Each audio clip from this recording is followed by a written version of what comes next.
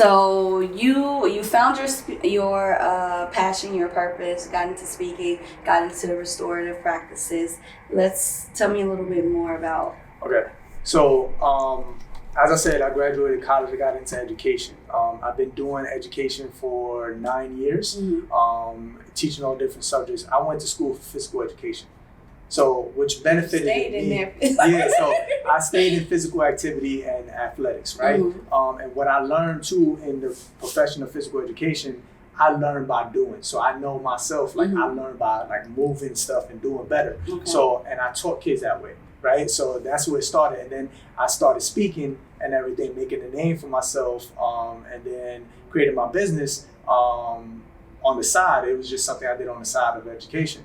And then I started getting jobs for becoming a seminar teacher, which is high school readiness, college readiness type classes, which align with what I was speaking about already. And then I got to get with these kids. I was teaching New York charter schools and public schools. And then I got a job in Houston, Texas at Yes Prep, right, as a seminar teacher. And that's where it all started 5 years ago. And I started working with these kids and really getting to know, like, learning empathy, not sympathy, right? Like I got my own trauma and stuff I'm dealing with, but they got their own things too.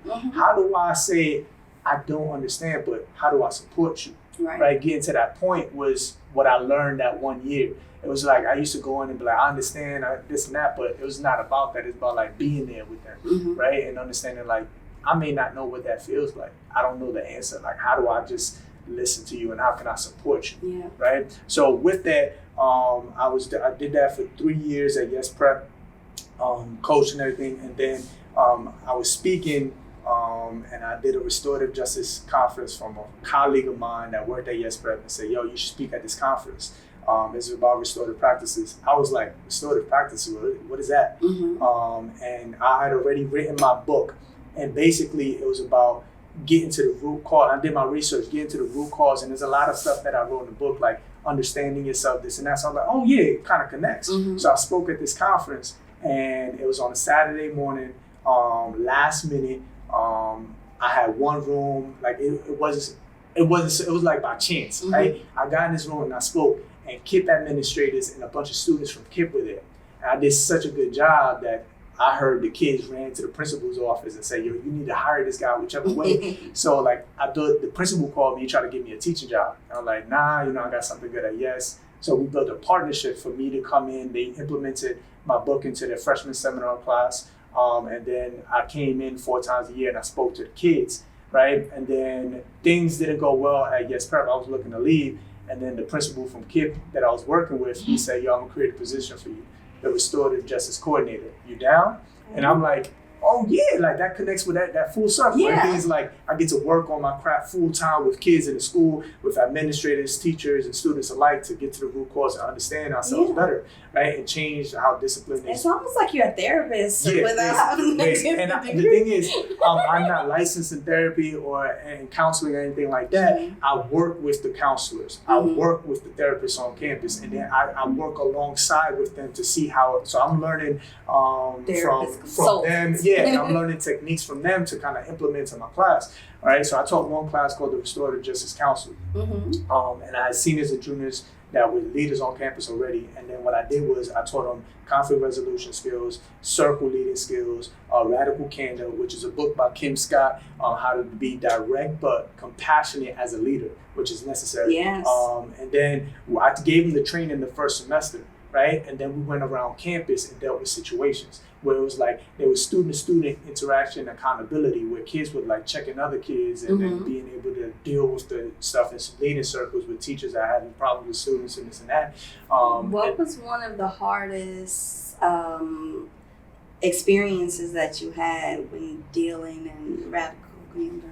I think it was with the teachers. It's hard to bring in something so new to a system that's not accustomed to it, or people in education that are just not accustomed to that world, right? So being able to, and that's what Radical Candor is, being direct, and it's not about hurting your feelings, it's about saying what needs to be said, but finding a way to do that where the conversation can keep going, Right. And not being able to be like, yo, F that person, I'm not gonna talk to that person. It's about like, how do I do this in a way where I'm very direct, but I'm compassionate, understanding where you're coming from. How do we work together to change this, right? And I'll support you. I'll sit in your classes with you. I'm not there to evaluate you. I'm there to help you like establish these relationships. And I'll call out the kid when need be, but I'll help you identify what's a cry for help rather than a personal attack on you. Because most times the kids react and curse you out. It's not a personal attack. It's a cry for help. You sit down with those kids, and I've sat down with those kids, and it's like, oh, damn, I don't know how I would be if I didn't eat for 2 days and I didn't have a place to sleep. So this is outside of you, but today we had a conversation on Facebook about, there's a woman who said that she loves her child, but she doesn't like her child. And she has 2 of them. The 8-year-old and the 5-year-old, she adores the 5-year-old, but the 8-year-old is walking around moody and depressed. Depressed. She feels like she has to walk on eggshells with her, and et cetera, et cetera. She says, I take care of her, I do everything I need to, but we just don't like each other, essentially.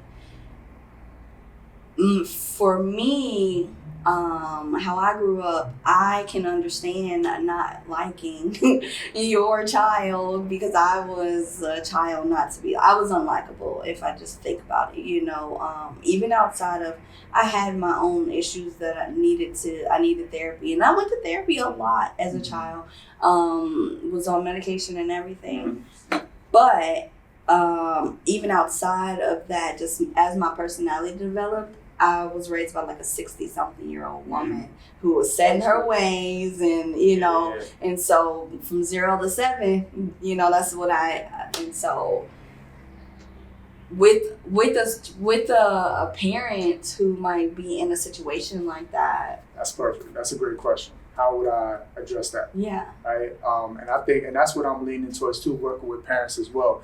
And being a parent myself, I have a 5-year-old at home. And parenting is hard. There's no perfect way. I think we need to see the need that needs to be given. You're trying to create, a lane for your child, but like sometimes that lane ain't for that child. That type of addressing doesn't work for that child. So like really learning, and from my personal experience, it all changed. Like my wife pointing it out for me. Right, I grew up in a certain household, right? So certain things that I was trying to break, I didn't want to repeat certain things. My dad and my mom always said every generation is supposed to do better than the last. My job was to make my last name greater. You know what I mean? So then it's passed. So my mission was being able to see that. So I was open to that. When my wife said what I was doing, because sometimes we focus on what we didn't get, and we give that to our child, that we don't focus on. They don't see what we didn't get. Right. They only see what you're not giving them now, right? So like we have to see that. So for me, it's having my partner being able to bring that to me. Sometimes, like to be honest, sometimes it's a reflection of ourselves. And when we don't like certain things about ourselves, you know what I mean? We don't address certain things, right? And then when you're a parent, your kid's gonna see that. The kid's gonna be around it. I notice like my temper will go sometimes, and I will like grind my teeth, and I try to keep it away from my daughter. And then my daughter did the other day. I'm like, oh snap! She's been watching me the whole time. So they repeat what you do, right? So how do you break that? You have to address your stuff first. How do you have that conversation with yourself? And old school is old school. You trying to fix a situation, or you really trying to think about what you were given, or keep everything the way it was. And I think it's all about evolving as a parent. And it's hard to do, but being able to have a conversation with yourself and be like, okay, that was my doing. The fact that that's me, that's a reflection of me. I don't like myself, right? If I got to that point with my daughter, like I would legit start asking myself that. And I'll have people around me that'll point that out to me. She's just like you. So what are you doing? Right? Have that conversation with yourself so you can have that conversation with the child, right? And break that down. And there's no perfect way. There's no one word answer. It's being able to get to the root cause of what happened to you, that because at the end of the day, you expose that child to something in you that they're showing you now. That they spirit not going with what you got going on. Because they haven't addressed it in their own life because they suppressed it so much. Now it's coming out in your own reflection in your child, and you don't know how to deal with it. Yeah. And that's a conversation that's hard to have. But like being realistic, you're trying to break the mold and be better. You got to do that type of stuff. So back onto with at KIPP. So we doing that. We're doing the work on campus, right? And then I use my network. I get my kids, my class to go to neighboring high schools, middle schools, elementary schools, and we're doing the work and doing like circles and conferences. The purpose of it, and we do so well that ABC News does a clip on us, right? And we get recognition, this and that. So it's going extremely well. First semester was like amazing. The principal brought me in, Mohammed Maharouf. Shout out to him. He brought me in because he saw a need for it. It needs to be from top to bottom. And we didn't know where it was going to go, and we was able to get on ABC by mid-year, right? And this type of work takes years to build and shift the culture. So there were still struggles there, but we saw like promise. And then on January 10th, 2019, my father committed suicide. So that legit just happened.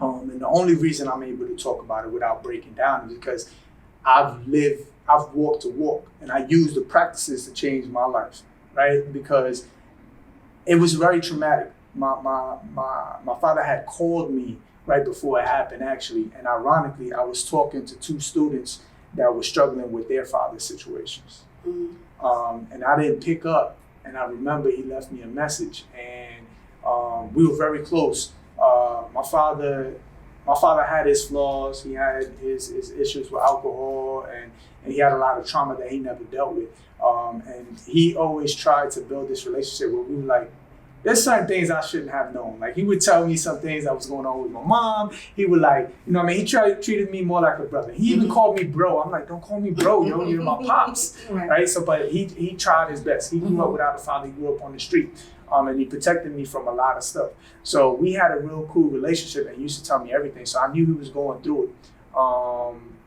And I felt that guilt, like I could have helped even more, but he had to do the work himself, right? And if you don't address it, either way, it's gonna come to like you feeling that way.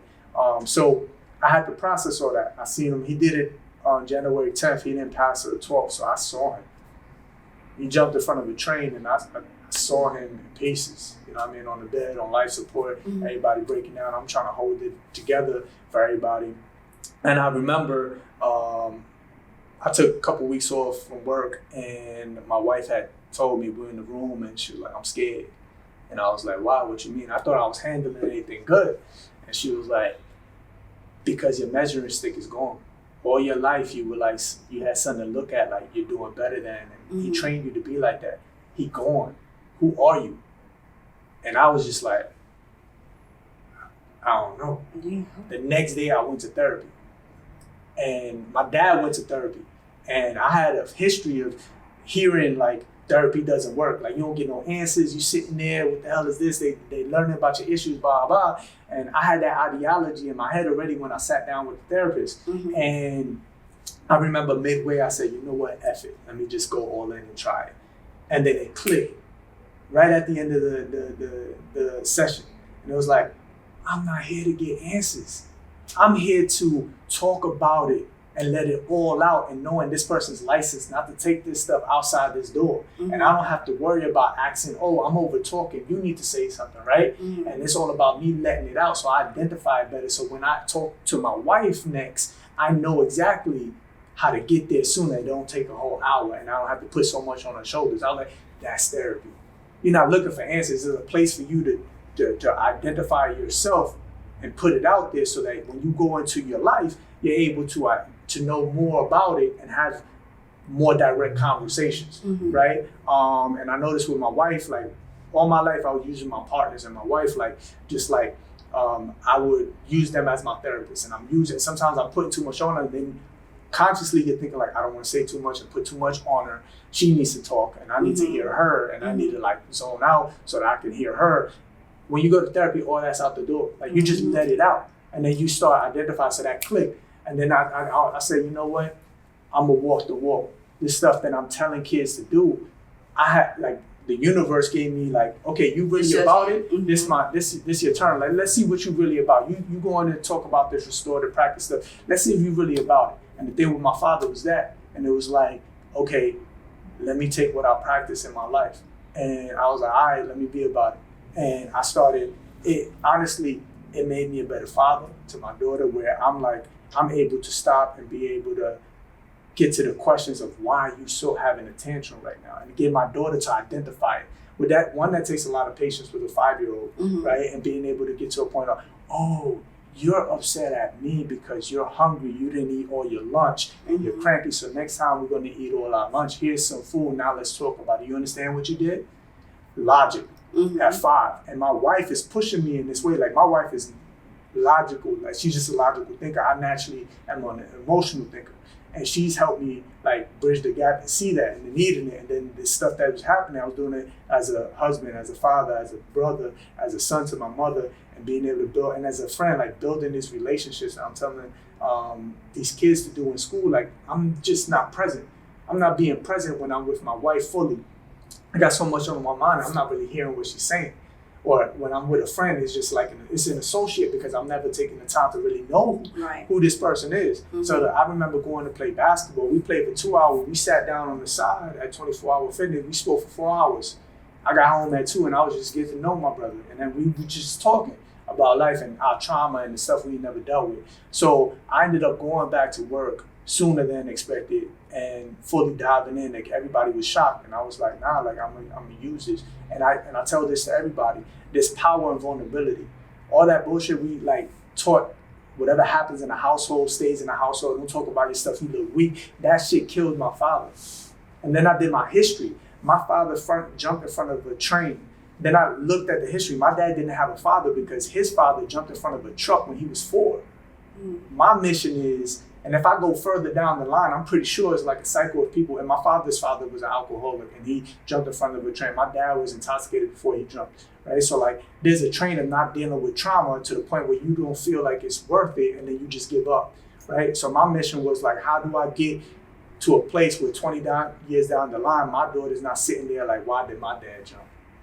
And then that is what's pushing me to continue to do the work on a whole nother level. So I went back and just actually used my vulnerability as power. This is the example. I'm here like this, like I'm using this. Let's talk for real. Like, you going through this, I hear you. Like, I'm here now. Like, I remember not wanting to wake up or want to do shit like for days when my father passed. Like, I never felt that in my life. And then I used to talk to kids, and they telling me they can't get up, they can't do this. And I was like, why? You gotta get up, blah, blah.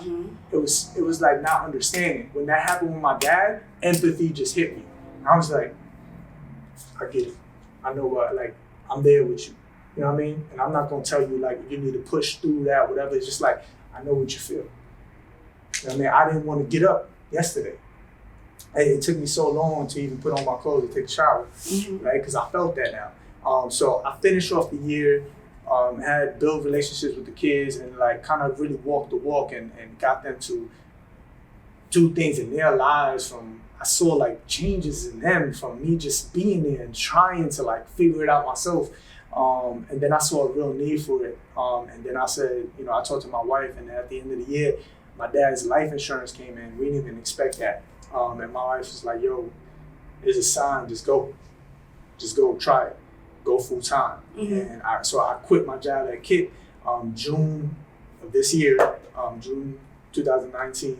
And I went for it. And what I did at KIT, I built a curriculum from scratch. Lesson plans, unit plans, a lot of projects, assessments, writing excerpts, and I sat down with administrators and teachers and aligned it to ELA TEKS, ELA standards. So all the legwork was done, right? Everything's there where you could do the work full time. And I used to go to these conferences all the time and feel good about these restorative practices, circles, and this and that. Like, oh my God, that's amazing. Then I go back in the classroom, but like, how do I do this in here? There was a gap. So when I was doing the curriculum, I was like, yo, this curriculum gonna fill that gap. I'm gonna go speak and I'm gonna tell people about this work. Then I'm gonna be like, boom, here, do this the whole year. Lesson plan, verbatim, unit plan, projects, everything's in there. All you gotta do is once a week, once every 2 weeks, once a month, just start doing it so the kids start understanding the practice and not shocked when things go wrong. And what's a circle? How do we talk about these issues? Let's be proactive, not reactive. Yeah. Because at the end of the day, restorative practices is known now because of the statistics. You know what I mean? 95% of schools, in school and out of school suspensions are nonviolent, right? 29% of, in public schools, Black and Latino students make up 29% of the population, right? Just think about that, 29%. But yet 70% of in-school arrests are Black and Latino students. That's ridiculous. Why aren't we teaching them how to deal and articulate themselves and deal with their tempers and understanding when the system is set up to not favor them in the first place, not give them the benefit of the doubt? It's off of how they're reacting, but yet we're not teaching them. And then this thing called the school to prison pipeline. My father went to Rikers Island my first year of college, so I come from that, right? I know there's privilege in the way I look and this and that, and I'm trying to understand that and then use my privilege in this way where I'm addressing the bullshit. My father went to Rikers Island, so I'm a product of that. I'm a product of someone coming from trauma, not dealing with it, being aggressive, having that temper, going to prison, and then, you know what I mean, getting to a place where it's feeling worthless and then ending his life, right? So like the school to prison pipeline, I look at it more now, like if my father had this training that I'm doing, it probably would have saved his life if he got it a lot sooner. So like when I'm doing circles, when I'm doing the work, I see my father in the room with me, right? And I'm doing that with a whole greater purpose now, and it's not about me anymore. Before I was doing the speaking and I was like trying to figure out what I want to do. Now it's just like, when I tell people, when you get into whatever you want to do, just let life hit. That's what experience is. Your experiences will help you see why you're doing what you're doing or why you shouldn't be doing what you're doing right now. And for me, it was like, that was the moment where like, okay, I've positioned myself where I'm in a place that I like what I'm doing. Now here's the purpose behind it. Now it's not empty feeling. Like I know why I'm doing this now and it's bigger. Like I see my father and kids now and I'm like, yo, like let's talk about it. You know what I mean? Because it's not about hiding it and being more manly. I'm more of a man because I can cry. I'm more of a man because I can identify that I'm sad, that because I'm mad about something, and I can point out what it is to figure it out, and I can talk and I can listen. That makes me more of a man than someone covering it up. What's the thing you hear in the hood all the time? What you looking at? Yeah. Well, what you looking at? Why are you looking at me? And what that is the person doesn't want you to see that you're weak. They don't want to see that you were crying right before. They don't want to see that you were in pain. So it becomes defensive. Like, what you doing? Right? And then it's like, we're not identifying that. Like, it's just like, I don't feel comfortable in my own skin yet. And I don't want nobody to see that. Like, a word. Yeah. We do too. I mean, we went from basically being slaves to trying to be acclimated into society. So you spend a long time trying to be tough after that period, so people won't bother you because they spend so much time beating you so you wouldn't be tough, so they could maybe submit. Yeah. So you spend so now you have a society full of men who, like the past 6 months, one of the things that I kept saying for the longest, going through everything that I've been going through, was I didn't feel like I was a manly man. And the reason why is because of what you just said. It's because, I cry, or I get emotional about things. I spaz out about certain things that I feel like, that's what women do. I'm real demonstrative with my hands. So it's just that we've taught young men that it's not okay. Being demonstrative and being emotional or crying about something, or having a moment, having a moment of a just human.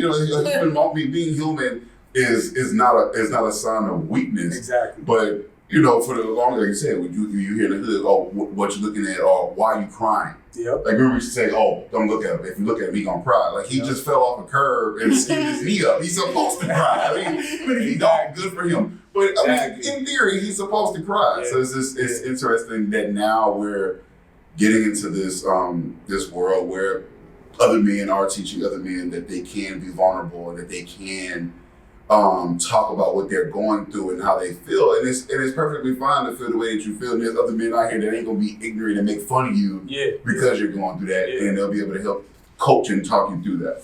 That's major. Yeah. And I seen that with my father. My father was a product of that. Like my father would cry, get super emotional, then he'd go out on the street and beat somebody up. I'm like, what the fuck is this? Like my father had the craziest temper. My father was the dude that Road rage? Y'all don't know what road rage. I done sat in the car with the whole family in the car, my dad getting out the car and fist fighting or dragging someone out the car for like cutting them off. And it all came from an argument that he didn't know how to deal with at work, right? And it's all about like, he was emotional, but he gonna let nobody like mess with him. And my dad had tats or whatever, so he looked the part. And even till the day he passed, like he was built, he was bodybuilding and stuff. So like, it's just like, he had this exterior he had to keep up with. And it became something that he didn't want people to see that pain that I used to see. You know what I mean? Like you said, like that never was okay. People used to tease him for that.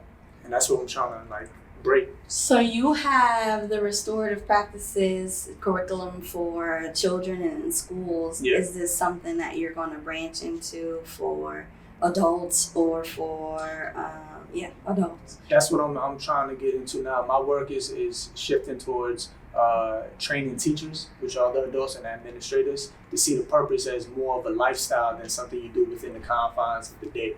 And if you walk in it, it'll make you a better all-around person, individual, so that when you're in the spaces of school, you're able to deal with it. And I said this earlier, you know what I mean? We dealing with adults that haven't dealt with their trauma or dealt with their stuff and learn how to get respect from their peers and their people in their life, and then they get this title, right? And then they go into these spaces in front of kids and expecting this respect to be given, but you haven't even addressed your stuff to get respect in your own life. It don't work like that. And kids will smell fake from a mile away, and they will, quicker than anything, will let you know what you really about. You know what I mean? And that, I think, identifying that and having that conversation, like what are your biases?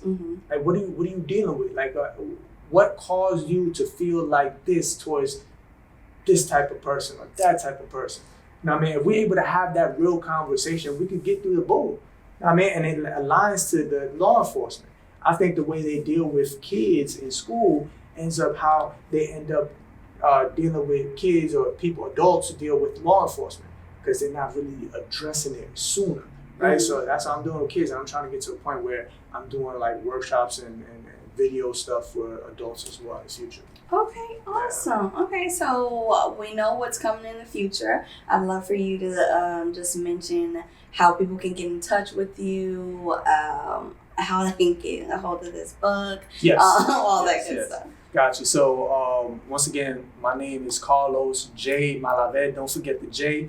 It'll separate me from everybody else that pop up on Google. I'm all over the place. My website, cjmotivation.com. You can find me on Instagram. I'm pretty big on Instagram. I got 20K following on Instagram. I post daily. CJ Motivation on there. YouTube, my full name, Carlos J. Malave. LinkedIn, Facebook, TikTok, CJ Motivation. If you want to get in contact, I'm very easy. I message back. You can hit me up on my DMs, as they would say. And like I've had like deep conversations and really got to know people on another level through Instagram conversations, which is crazy. I'm really about it. Like this is not something that I'm doing for popularity, that I'm doing just for money. It's about, changing lives and really trying to, impact change so that what happened to my father won't happen again. I wrote this book in 2017, Translating Your Success, the student guide to transforming your small wins into big ones. And the whole purpose of the book, I talk about it in there too. I hated reading when I was younger, so I made every chapter short and to the point, 3 to 4 pages. I talk about being a son, a father, an athlete, a student, a husband, all different aspects of my life. And then I'm the example, and then at the end of each chapter is questions about your own life. So you start doing the work on yourself. So for example, the first chapter is how I found addiction was real, right? I found my father in the tub, blacked out, fully clothed with Tim's on and jeans and all that, trying to wake himself up. And I found out when I was young, like, oh, there's something wrong with that.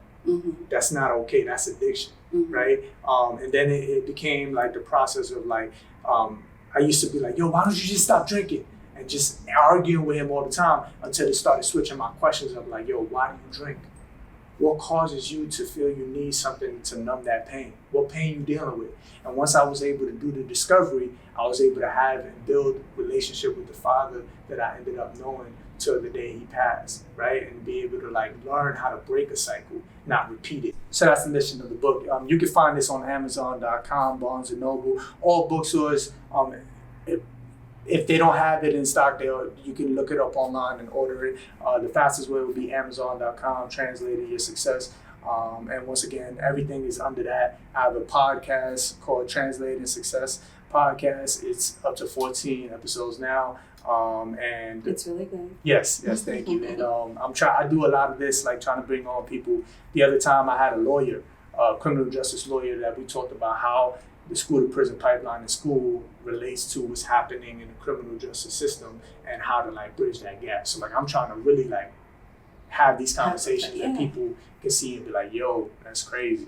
And it's necessary. Exactly. So follow me, contact me, let me know how we can work together if you're interested, or get to know me, and we can go from there. I thank you so much for coming to visit us. This conversation was very necessary, insightful.